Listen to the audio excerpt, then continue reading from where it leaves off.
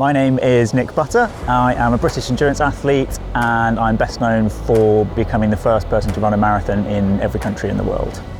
What I try and do is break world records or set world records in the running world and then raise some money for charities in the process.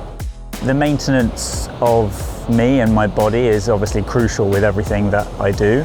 Mileage is very high. I've run coming up to 80,000 miles in my life. My only real responsibility as an endurance athlete is to keep going. And so using the Move Plus regularly in my recovery time is absolutely paramount to getting back on track and being able to get up the next day and run 50, 60, 70, sometimes 100 miles day in, day out. My usual routine is 10 or 15 minutes at either end of the day, on my knees, on my joints, on my ankle, on my shoulders to help me recover. My right knee is usually the one that's the most sore because it's my dominant leg. And now I've been using it on there immediately after a long run. I feel it's more elasticated, less stiff and kind of immobile. My knees just feel younger and I certainly don't wake up in the night with any pain in my knee anymore. So that's definitely a game changer.